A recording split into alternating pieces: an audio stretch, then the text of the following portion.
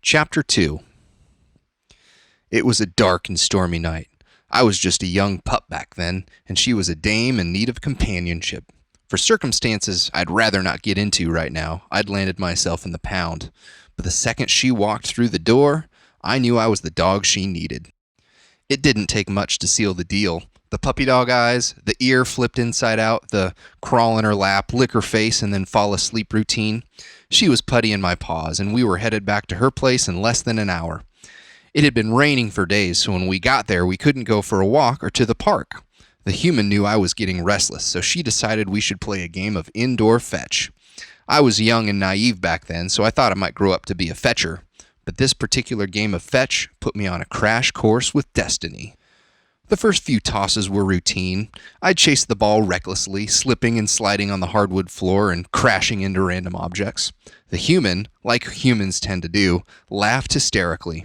At the time, I figured if I couldn't make it as a fetcher, at least I'd make it as a comedian, or better yet, a comedian and a fetcher at the same time. But then the fourth toss came, and the result shook me to the core. The human threw the ball, just as she had before, and I took off after the ball, slipping and sliding and crashing just as I had before, but this time there was no ball to be found. I looked everywhere, but it was no use. The ball had simply vanished into thin air. The human displayed her empty hands. Where'd it go? I didn't have an answer, and I needed to get one fast. The human needed her ball back. Replaying the events in my head, I visualized her arm swinging through the air, ball in hand. I'd adjusted the angle of my body so that I could launch myself in the correct direction, but I'd tripped on my ear in the process and fell on the floor. Once I stood back up and regained control, I ran in the direction the ball should have been, but it wasn't there. I calculated the angles in which it could have bounced off the wall and where it could have landed, but it wasn't in any of those places either. It was gone, without a trace. My first instinct was to panic. Was there some sort of whirling, swirling vortex in the room, sucking things into another dimension? Was I next? What about the human? I had to protect her. Running back as quickly as I could, I tackled her to the ground and licked her face, thankful she had not yet disappeared.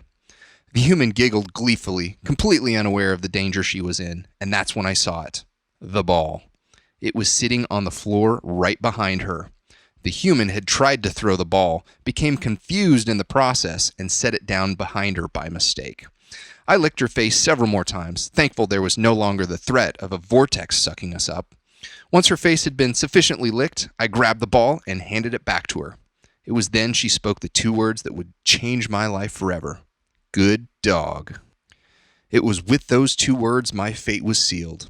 I'd cracked the case of the disappearing ball, and I was a good dog because of it. I knew right then my life's work was to become a detective and to help my human solve the problems she wasn't smart enough to solve.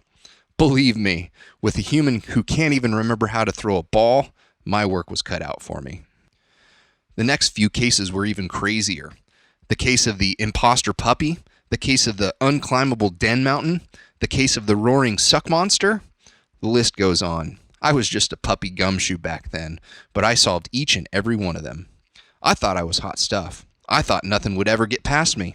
In reality, I was a punk dog who was dumber than a squirrel. Little did I know those were the easy cases. Life is pretty good as a gumshoe. It's when you're promoted to full-on detective that your skills are put to the test. Which brings us to today and the predicament I find myself in. If I ever get out of here alive, it'll be a miracle. I've been imprisoned against my will for months now. No noms, no snuggles, no access to the outside to go potty. Under these conditions, it's a miracle I've survived this long, but I won't last much longer. Unless I think of something quick, I'm a goner.